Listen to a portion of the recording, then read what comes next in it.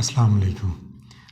History کے ایک اور امپورٹنٹ ویڈیو میں آپ کو ویلکم کرتے ہیں، اور آج ہم جس کتاب کو سمجھنے کی اور جس کے بارے میں جاننے کی کوشش کریں گے وہ ہے old Testament.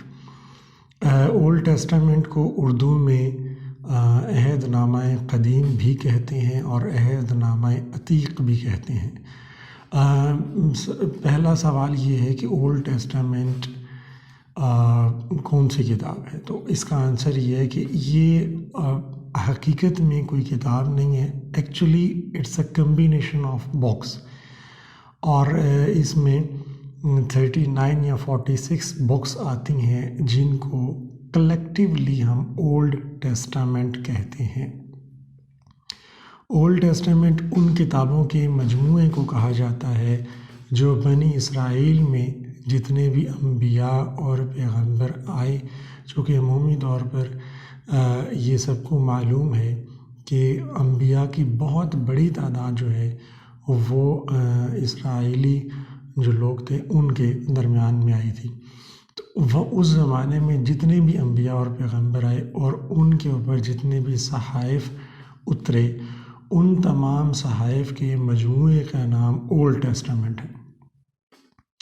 Historically it is a very important book, اور نوع انسانی کے یقیناً ظاہر ہے آپ اگر دیکھیں کہ کس قدر پرانی کتاب ہے اور آج تک لوگ اس پر عقیدہ رکھتے ہیں، تو اس کی امپورٹنس کا اندازہ ہم لگا سکتے ہیں۔ قرآن کے بقول اور چند ہسٹورینز کے بقول جس میں لکھی آتا ہے، جس میں ایک ہسٹورین ہے، ایک چند اور یورپین ہسٹورینز ہیں، کچھ کرسچنز بھی ہیں جو خود اس چیز کی ریسرچ اور دعویٰ کرتے ہیں کہ یہ کتاب جو ہے وہ اوریجنلز، اگر آپ یہ دعویٰ کریں کہ یہ کتاب اوریجنل حالت میں جینون ہے تو یہ نہیں ہے۔ قرآن کے بقول بھی یہ کتابیں ان میں ڈسٹورشنز ہیں اور بہت زیادہ ملاوٹ کر دی گئی ہے، اور یہ اپنی اصلی صورت میں قائم نہیں رہیں۔ اچھا، آگے چلیں تو اولڈ ٹیسٹامنٹ کی دنیا میں 3 نسخے اس وقت موجود ہیں۔ ایک نسخے کو کہتے ہیں عبرانی نسخہ، اور ایک نسخے کو کہا جاتا ہے یونانی نسخہ، اور ایک نسخے کو کہا جاتا ہے سامری نسخہ۔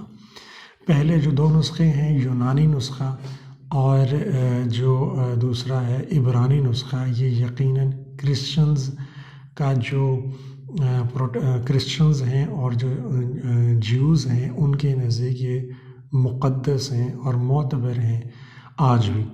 لیکن جو سامری نسخہ ہے اس میں 7 کتابیں آتی ہیں، اور اس میں صرف جو ہے کرسچنز کا کیتھولک جو گروپ ہے وہ صرف اس پر بلیو کرتا ہے۔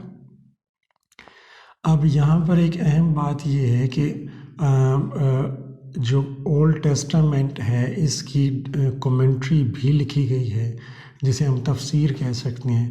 یہودیوں کا ہاں ایک مقدس اور معتبر ان کا عالم تھا جسے رابی کہتے ہیں، اس نے اس کی کومنٹری لکھی ہے، اور پھر اس کی فردر بھی کومنٹری لکھی گئی ہے جسے گومرا کہتے ہیں۔ پہلے کومنٹری لکھی گئی، پھر اس کی فردر کومنٹری لکھی گئی جسے انٹرپریٹیشنز کہہ سکتے ہیں آپ۔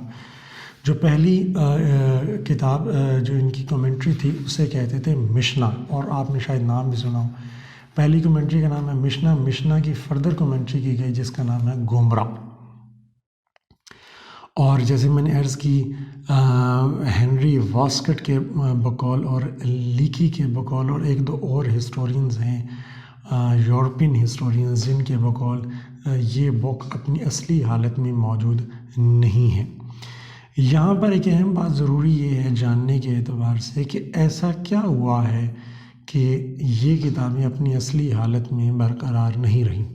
اس سے پہلے کہ ہم اس تاریخ میں جائیں، میں آپ کو بتاتا چلوں کہ جو اولڈ ٹیسٹامنٹ ہے اس میں ایک سیکٹ کے مطابق 39 بکس ہیں اور ایک سیکٹ کے مطابق 46 بکس ہیں۔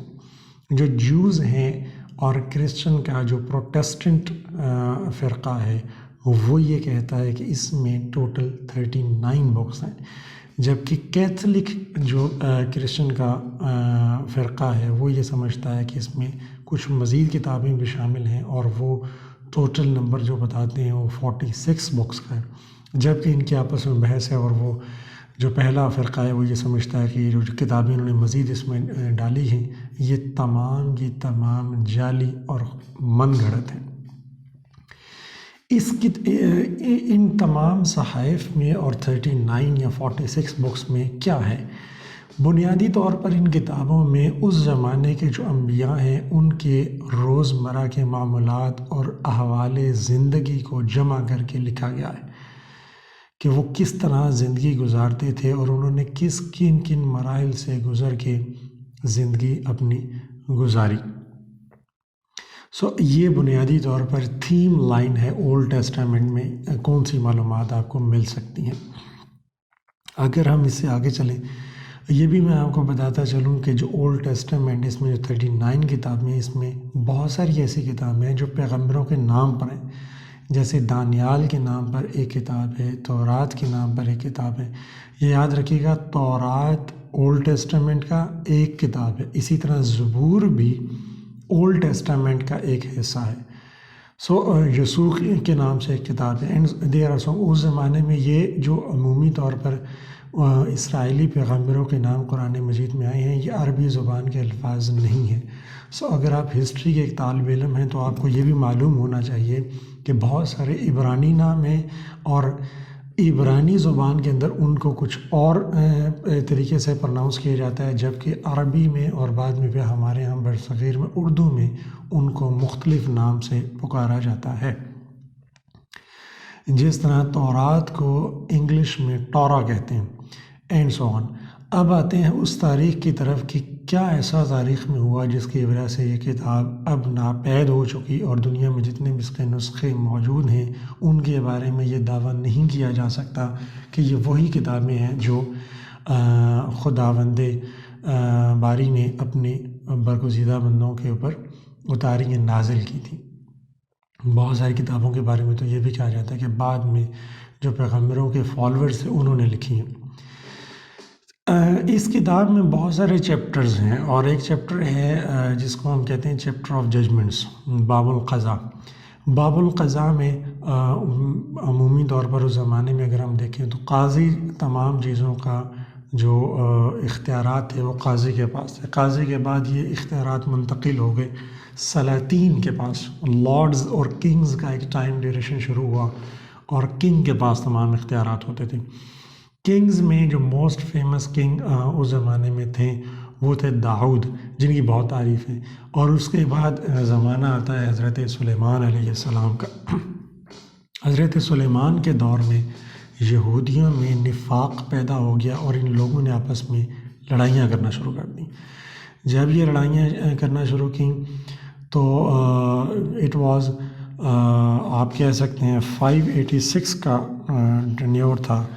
586 BC میں 586 قبل مسیح میں ایک بادشاہ تھا جس کا نام تھا شاہ بخت نصر۔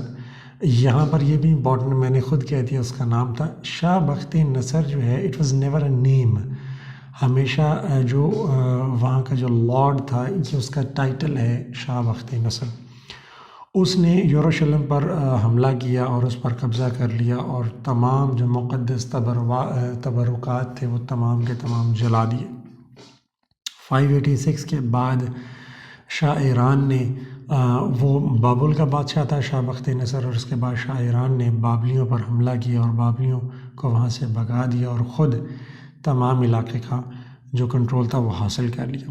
شاہ ایران نے یہودیوں کو اجازت دی کہ وہ اپنی عبادت گاہ کو قائم کر سکتے ہیں، جس کے لیے انہوں نے اپنی عبادت گاہ جسے ہم کہتے ہیں بیت المقدس قبلہ اول وہ بنانا شروع کیا، جس کو انہوں نے 532 BC 532 قبل مسیح میں مکمل کر لیا۔ یہ وہ زمانہ تھا جس کے بعد سکندر اعظم آیا، اور یہ لوگ سکندر اعظم کے تحت رہتے رہے۔ لیکن اگر ہم آگے بڑھیں اور 168 قبل مسیح میں 168 قبل مسیح میں ایک بادشاہ تھا جس کا نام تھا لارڈ اینٹوکس۔ انطوکس نے ان پر حملہ کیا اور اس کے زمانے میں اس نے جتنی بھی مقدس کتابیں تھیں وہ جلا دیں، اور اس نے یہ کہا کہ اگر مجھے کسی کے گھر میں بھی، بعض کتابوں میں لکھا ہوا ہے بائبل ملی، اور بعض کتابوں میں لکھا ہوا ہے کہ اولڈ ٹیسٹامنٹ، خصوصاً اولڈ ٹیسٹامنٹ اگر مجھے ملا یا اس میں سے کوئی بھی ایک نسخہ ملا، تو اس شخص کو بھی قتل کر دیا جائے گا اور اس کتاب کو بھی ضائع کر دیا جائے گا۔ اس کے بعد ٹائم ڈیوریشن آتا ہے جس میں 70 BC ہے، 70 قبل مسیح میں جو رومن امپائر تھا اس کا ایک بادشاہ تھا ٹیٹس، ویری فیمس لارڈ، اور اس پر موویز بھی بنی ہیں۔ اس نے یروشلم پر حملہ کیا اور قبضہ کر لیا، اور یہودیوں کا ایک طویل عرصے تک جو ان کی محرومی تھی اس کا آغاز وہاں سے شروع ہوا۔ سو ہسٹوریکلی جب ہم دیکھتے ہیں تو چونکہ اتنے بادشاہ نے یروشلم پر حملہ کیا، اور ان میں سے سوائے شاہ ایران کے تمام بادشاہ نے جتنے بھی مقدس تبرکات تھے وہ تمام کے تمام جلا دیے، یہاں تک کہ حکم دیا گیا کہ جس کے گھر سے بھی یہ کتاب ملے گی اس سے بھی قتل کر دیا جائے گا اور کتاب کو بھی ضائع کر دیا جائے گا۔